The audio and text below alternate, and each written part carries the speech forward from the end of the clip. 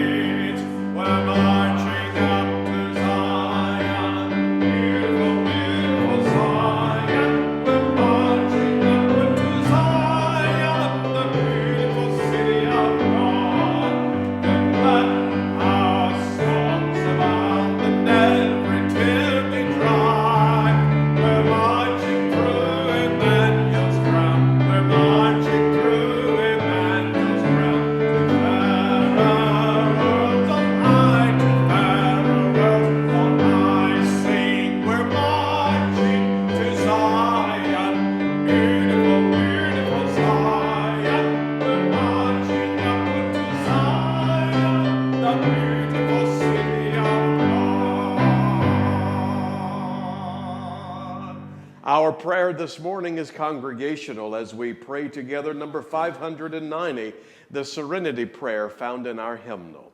Let us pray together with one another. God, give us grace to accept with serenity the things that cannot be changed, courage to change the things that should be changed, and the wisdom to distinguish the one from the other. Amen. You may be seated as we continue to praise the Lord together. A simple song of chorus that simply says, "This is my commandment, that you love one another, that your joy may be full." Let's sing that with one another today.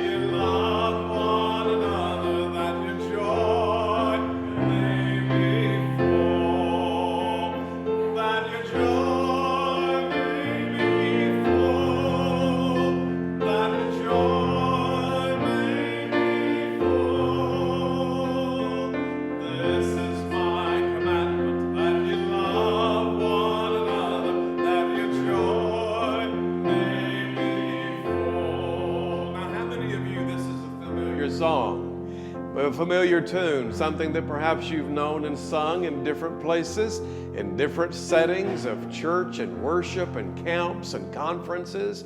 How would you like to just speed it up a little bit and do a little clapping along the way? Do you think you can do that this morning? I know you can. Let's do that, and you follow me. Here we go. This is my commandment, that you love one another, that you joy may be full. This is my commandment, that you love one another, that your joy may be full. Sing it out now. That your joy may be full, my friend, that your joy may be full. This is my commandment, that you love one another, that your joy may be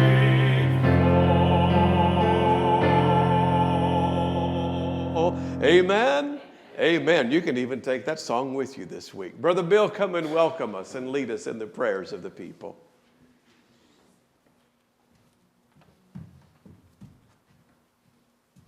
Welcome, everyone. I know you've already been welcomed, and Pastor's already welcomed Adam Ledbetter, but I'm sure glad to see Adam filling in this morning for Karen, who's involved with her father's service this afternoon in Blue Springs. Always good to hear Adam. I'm looking forward. I don't know what you're going to play, but I'm sure looking forward to it. Anyway, we're glad you could be with us this morning on this beautiful Sunday. It's warm, feels good out there, the sun is shining. So if you're a visitor, please fill out your visitor's card, either give it to Pastor Shane, put it in the offering box at the bottom of the stairs. And if you can remember all of that, please remember to come back next Sunday too. So as far as other things going on, please look at your bulletin. Also review those on the prayer list. Just read through those. I won't try to recount all of those, but you can look at them and do what you need to as far as remembering. So let's go to the Lord in prayer. Our gracious Heavenly Father, we're so grateful to be here this morning. We pray for all those on our prayer list, Lord, and we remember specifically Gina's father. We remember Jody. It's good to see her this morning as she continues to recover, and so many others. Lord, we think of recent events as the plane crashes in Washington and Philadelphia, and we pray for those family members and friends who lost loved ones. And we pray for our country as we try to deal with the tragedies such as these. We also remember those in North Carolina and Tennessee that suffered through the hurricane a few months ago, and those in California suffered through the wildfires. We pray that all of them will get the help they need so they can return to their lives in a more normal way. Lord, we pray for each one in this congregation. Help us to look to you for guidance, strength. Lord, we depend on you, and we love you as we love each other. In the name of Jesus we pray, amen. Amen. Amen. Thank you, Brother Bill. God bless you. Thank you so much. Rejoice in the Lord always. And again, I say rejoice. Let's stand together and worship the Lord with one another.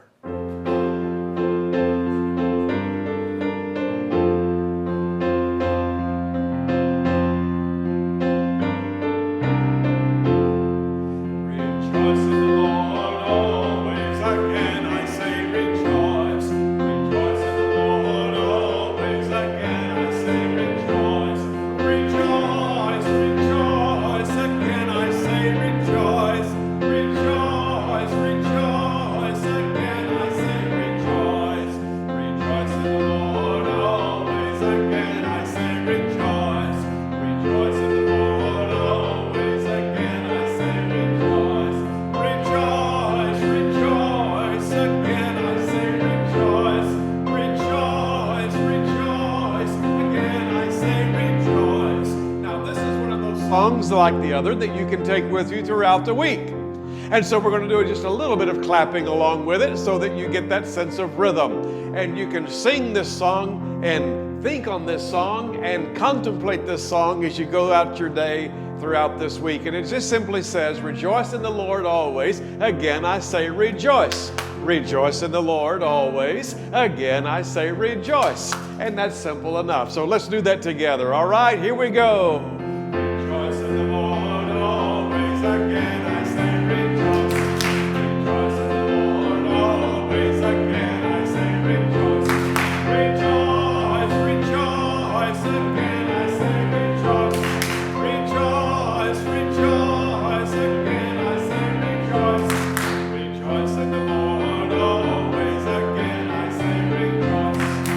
Rejoice in the Lord always. Again, I say rejoice. Amen. You may be seated.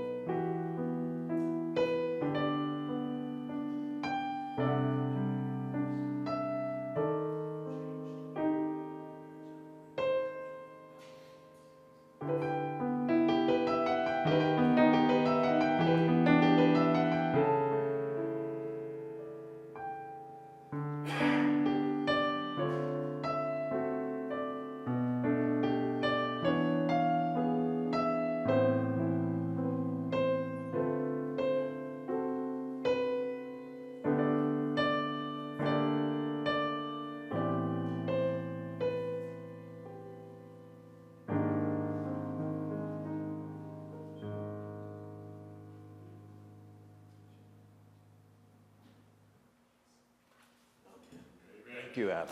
God bless you. Thank you so much. In these days, after the holidays and the beginning of the new year, we have been celebrating the idea of living in the Spirit. Our Wednesday night Bible study that we are hosting now each week is themed just that, living in the Spirit. I invite you to come any Wednesday night at 6 p.m. You can join with us in person in the narthex where we meet, or you can even Zoom in with the link that we provide. And if you'll provide me your contact information, we'll make sure that you receive those notifications.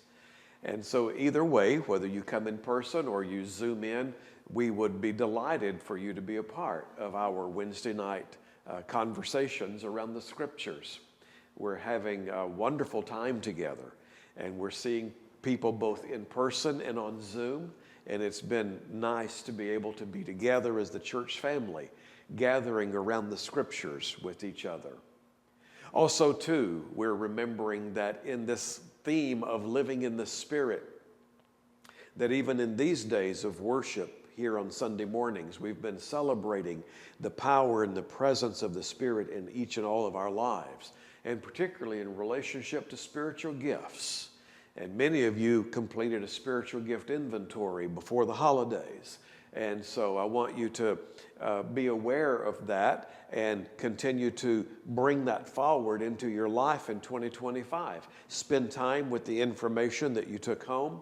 Spend time reflecting on the spiritual gifts that may be in you, and bring that information with you when you come and gather with us on Wednesday evenings. If you haven't had an opportunity to participate in that kind of a spiritual gift assessment, if you'll just simply let me know or contact the church office, we'll make arrangements for you to do that along with all of us. And so again, this congregation is open and welcome and inviting to each and every one of you, your family members, your friends, your co-workers, your neighbors, where we all are learning to be a part of what it means to live in the Spirit of the Lord. And thank you for being a part of that together. Stephanie and I just recently flew out early Thursday morning for Texas and came home late last night.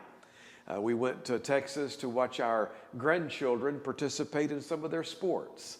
Our oldest grandchild, who's 10, she's in a basketball league, and her daddy coaches her team, and we were able to attend her practice on Friday and her game on Saturday. Our only grandson of the 4 children, he's 6 years old, and he's in a new boxing league.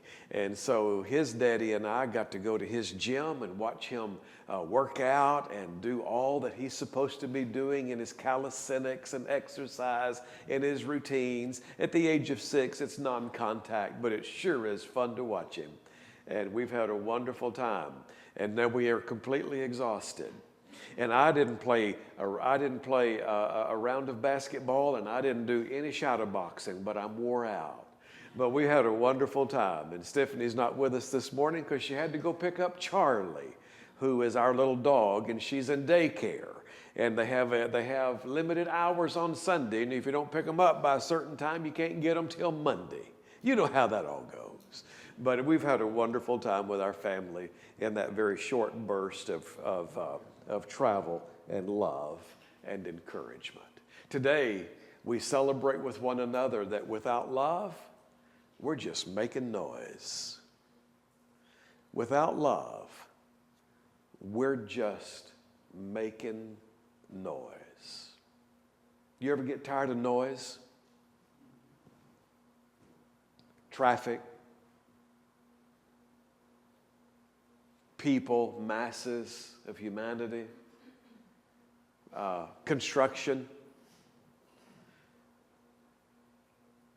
24-hour news cycles, 24-hour cable television programming. Do you ever get tired of noise? Without love, we're just making noise.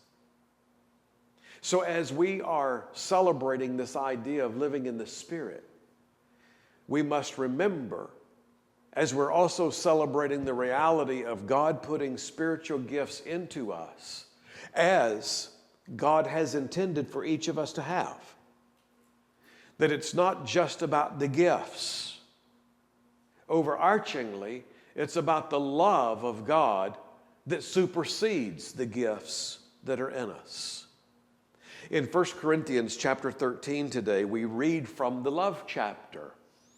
Many times over, perhaps you've been to weddings where the love chapter was read during wedding ceremonies. You've probably heard it read more at weddings than you've heard it read in church life or in worship capacity. But the love chapter in 1 Corinthians 13 is central to this idea of how we live a life of love. Because without such love, all we're doing is clanging and banging and making noise. 1 Corinthians 13, beginning in verse 1. We celebrate first and foremost the idea that more important than all the gifts is love. More important than all the gifts is love. 1 Corinthians 13:1. If I speak in the tongues of men or angels, but I have not love, I am only a resounding gong or a clanging cymbal. If I have the gift of prophecy and can fathom all mysteries and all knowledge, and if I have a faith that can move mountains, but I do not have love, I am nothing. If I give all I possess to the poor and give over my body to hardship that I may boast, but I do not have love, I gain nothing. It's important to remember that Paul was writing this letter to the Corinthian congregations whom he had helped establish. He had helped start in his missionary efforts and missionary journeys, and so he knew them and they knew who he was. There was a relationship there between pastor and people, per se. There was a relationship there between the church starter and the congregation. And he knew them. And not only did he know them, but even as he moved beyond them to other regions and other locales, he continued to receive reports on how they were doing as a congregation of believers. And one of the things that kept coming up in most of the reports he was receiving is that the congregation was becoming more and more divided among itself. That the Corinthian congregation had a very difficult time getting along with each other. And there were constant hardships and divisions and hard feelings and hard words against each other and among each other. And there were competitions in the congregation. And he discovered that even some of those competitions in the congregation centered around not only personality differences, or ideological differences, or cultural differences, but those same kinds of ideas centered around the divisions of the gifts. They actually were arguing among each other who had the better spiritual gifts. And they were creating lines of superiority and inferiority against what gifts each other thought they had. So that some gifts were esteemed and were appreciated and were valued at a much higher rate, while other spiritual gifts were demeaned or diminished or even shamed. And Paul wrote into that arena. He wrote this letter into the context of those confrontations. And he said to them these words: your gifts are nothing. The very gifts I've taught you about, the very gifts I've encouraged you to consider, the very gifts I've helped you to understand that are within you, those gifts are nothing if you have no love. For greater than all the gifts is the love that is among you. And the love that is among you, according to the way he wrote the letter, is the agape love, the love of God. The love of God in you, the love of God for you, is the love of God that should be coming through you to one another. The love of God that is in you, the love of God that is with you and for you, is the same love of God that should be coming through you to one another. So that as you love one another in the love of God, which is agape, unconditional love, love that knows no limit, love that knows no boundary, love that knows no capacity. As the love of God flows through you to one another, then as you're exercising your spiritual gifts to help each other and strengthen each other, encourage each other and support each other, it's actually the love of God that is strengthening and building up the body of Christ with the gifts that you are sharing. So instead of being divisive and compartmentalized and confrontational, instead of being competitive with one another over what gifts you have versus what gifts others have, why don't you instead open your life and flow out of you the agape, unconditional, limitless, capacityless love of God for each other. Amen? And in so doing, you can share your gifts. That's why Paul said it that way. What if I have all this capacity to do all these things?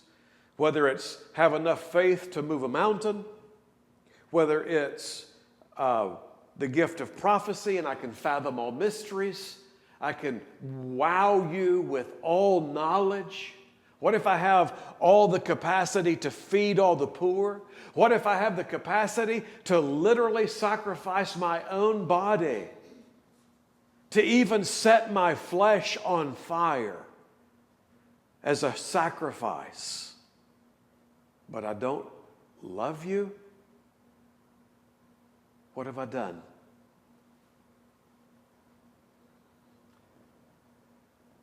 So the gifts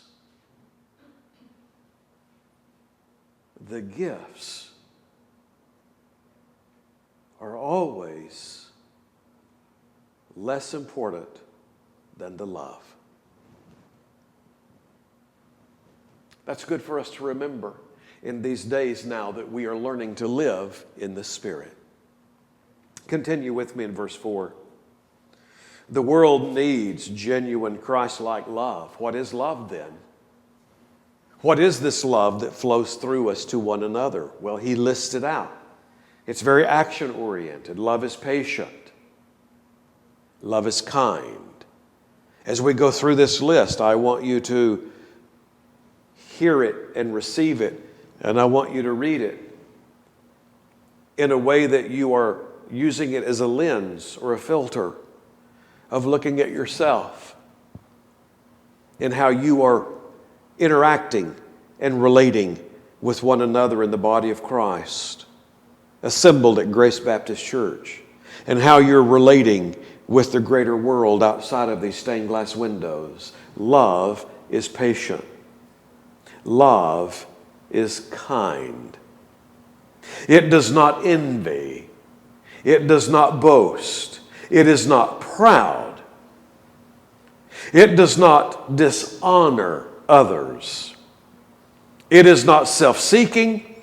It is not easily angered. It keeps no record of wrongs. Love does not delight in evil, but rejoices with the truth.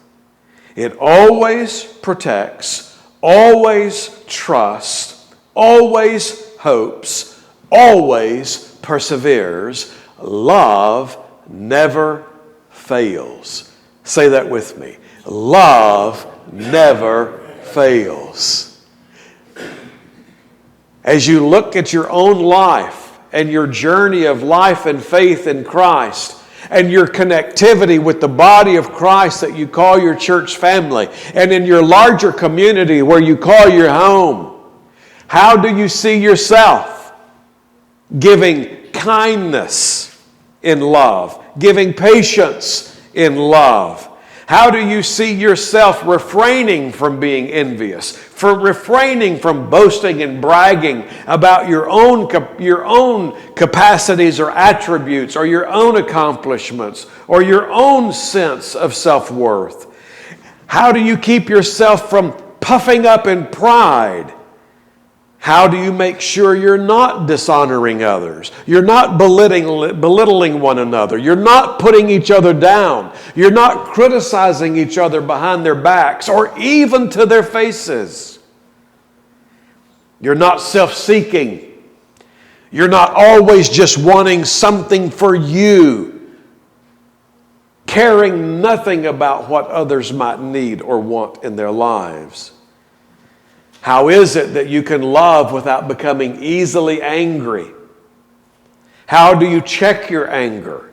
How do you control your emotions, especially when you're in confrontational situations? And how do you refrain from making a list of people and what they've done against you? How do you refrain from making a list of people and what they've done against you?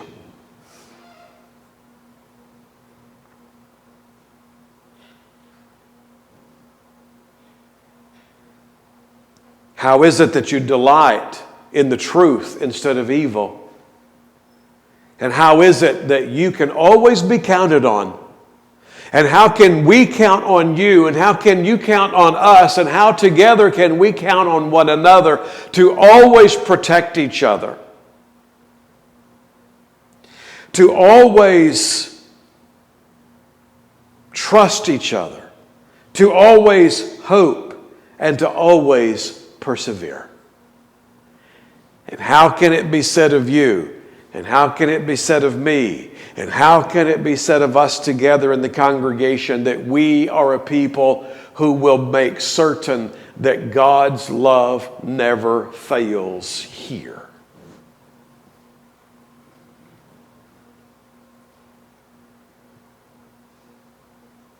For see, without love, we're just making noise. And then finally, if you'll look with me in verse 8 and following, God's love is permanent. The gifts are only here for a time. God's love is permanent and forever. The gifts are only here for a time. Verse 8, love never fails. But where there are prophecies, they will cease. Where there are tongues, they will be stilled. Where there is knowledge, it will pass away. For we know in part, we prophesy in part, but when completeness comes, what is in part disappears. God's love is permanent. The love of God is forever. The very love of God that knows no limit and no capacity, the love of God that was ultimately demonstrated upon the cross of Calvary, where Jesus was suspended between heaven and earth, where the sin of the world was placed upon his shoulders, when he cried, my God, why have you forsaken me? And when he shouted and cried out, it is finished, and breathed his last and died.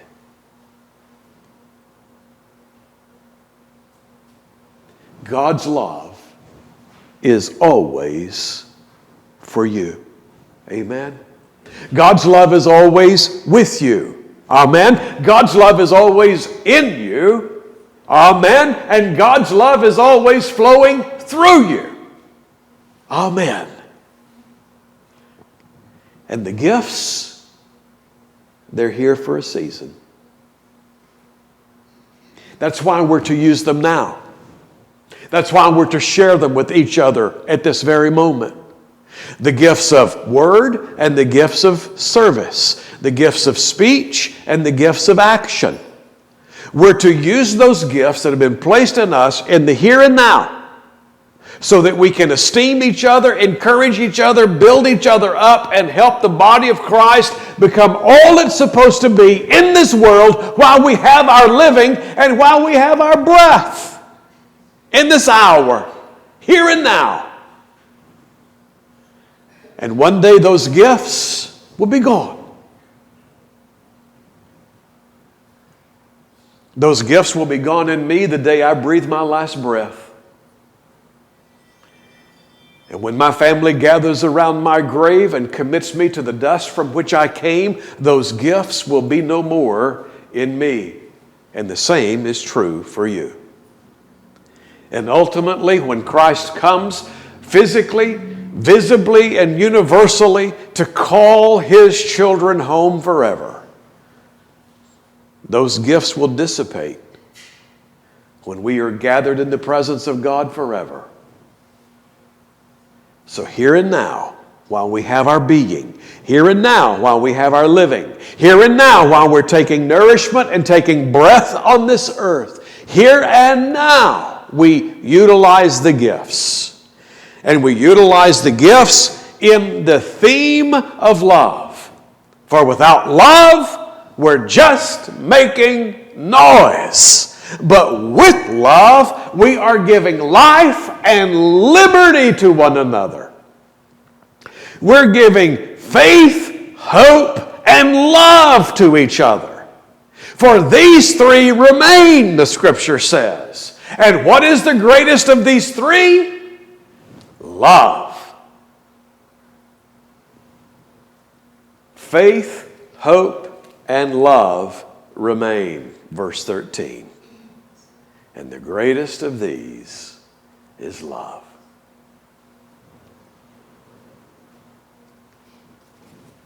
You see the dynamic that is in us and the dynamic that is among us as a people of God. We have the love of God in us and with us, and the love of God flowing through us. And the only thing that prohibits that, the only thing that prevents that, the only thing that becomes an obstacle to that is if we choose to get contrary with each other. Because apart from that, we have a free flow of love of God in us and through us, so that we are sharing the love of God with one another continually. And as we're sharing the love of God with one another, we're exercising the gifts of the Spirit that are in us, so that we are building each other up. So with the love of God that we share with one another and the gifts of God by which we serve one another, we are being built up as the body of Christ right here in Kansas City.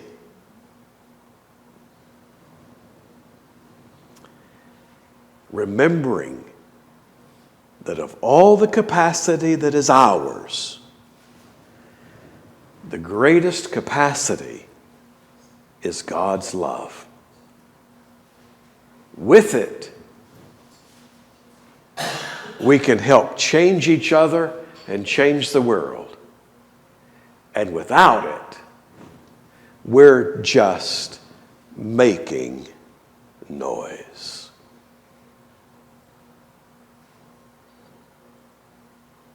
So do we want to be change makers, or do we want to be noise makers? What is your choice? What do you choose? What do you prefer? Do you want to be a change maker, or do you want to be a noise maker? Choose change. Because change is based on love. And change is based on gifts.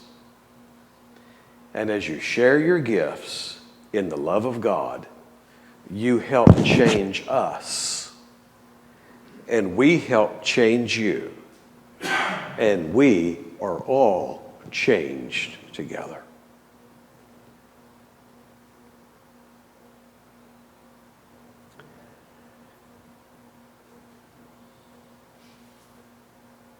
In these moments, in preparation for communion, Adam is going to play and we're going to share our purpose statement together. It's in your worship bulletin and it's on the screen above you.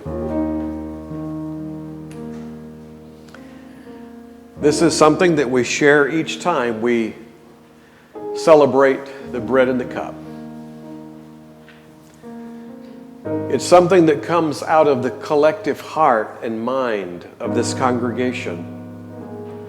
It's unique to us as a people.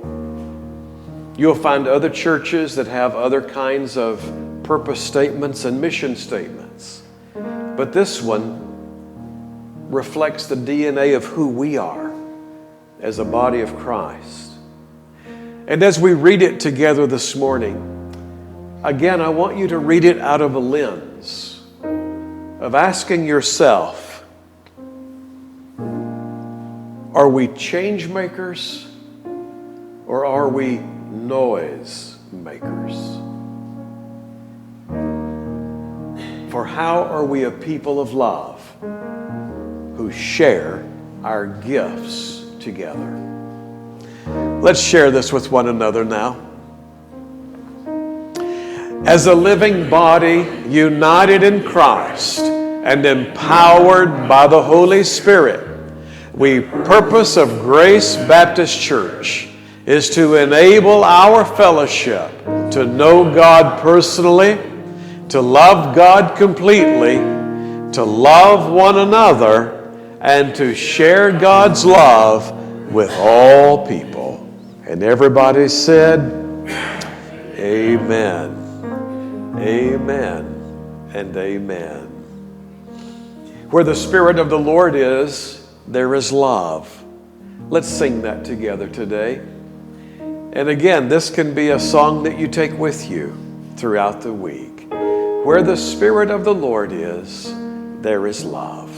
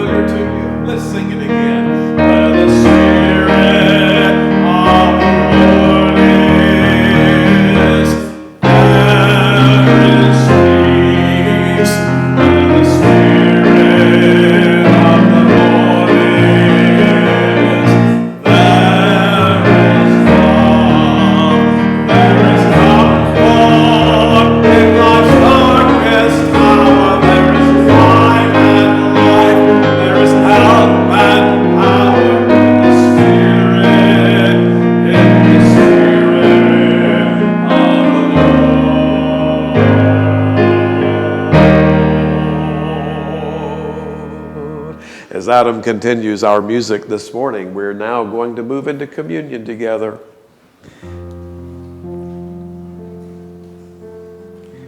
You received a communion packet when you came in the room this morning. This one is a little different than the one we've been using, so I just simply call your attention to it. There are two covers, one on top, a larger cover, and one on bottom, a smaller. If you'll take the smaller one on the bottom and open it first, there you will expose a bread. And then, if you'll simply turn it over and open the larger top, you will expose the cup.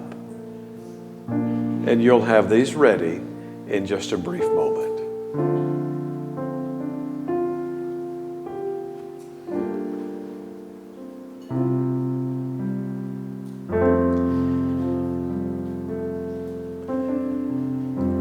The scripture tells us that on the night Jesus was betrayed, he assembled his closest friends in the upper room, celebrating the Passover. And he celebrated it with them as he had those few years he had been with them, and the many, many years that they and their ancestors before them had celebrated it. It was meaningful and traditional.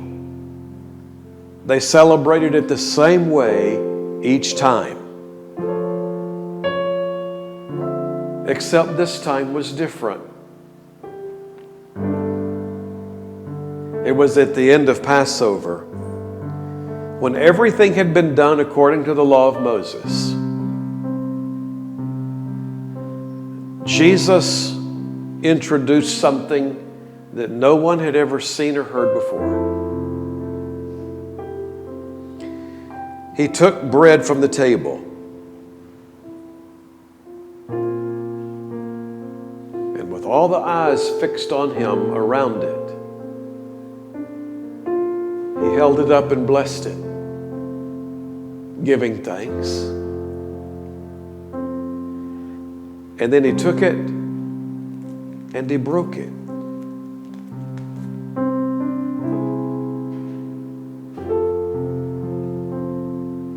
And in the quietness of that room, he said, "This is my body, broken for you."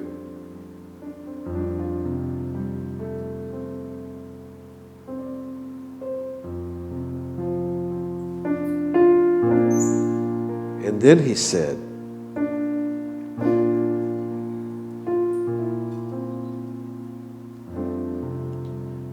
"You take this bread and you eat it. And every time you eat it, you remember me and my body broken for you."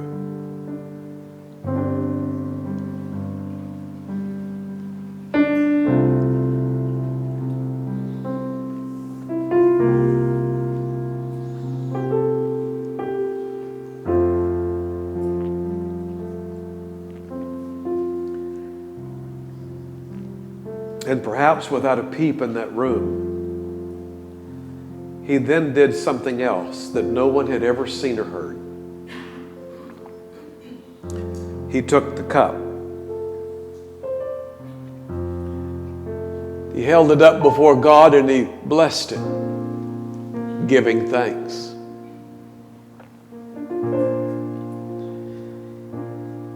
And he held it in front of his friends. And he said, "This cup is the new covenant in my blood, which is the forgiveness of sins for the whole world. Now you drink it. You drink it, all of you.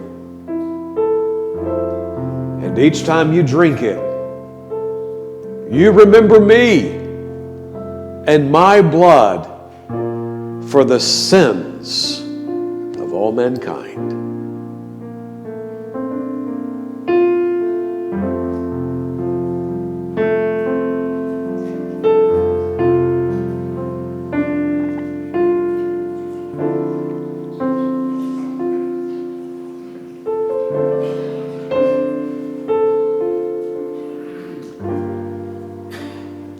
And having completed that together, they sang a hymn, a song. And Jesus left the upper room, and all of his friends went with him. And the sacrifice of the Lamb of God began.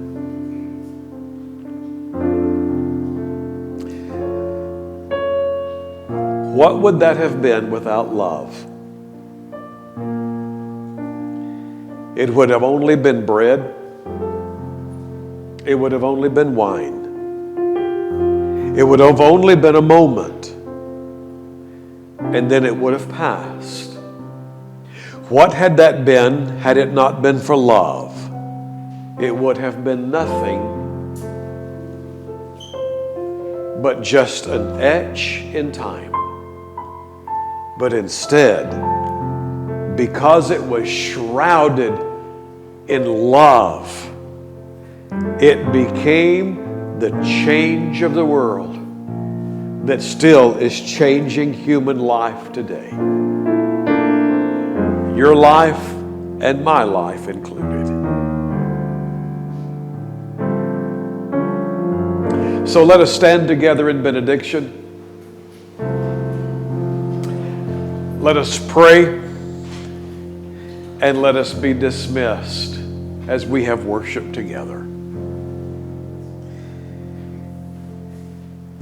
Not in a moment, not in a snapshot of time, not in a single event, not in a single act of worship, but under the waterfall of the love of God. May love saturate us. May love fill us. May love overflow in us and with us and through us. So that as we experience love, we share love. And as we give love, we give our gifts. And as we give our gifts, we change each other's lives forever. This is our hope, this is our faith, and this is our love today. Amen.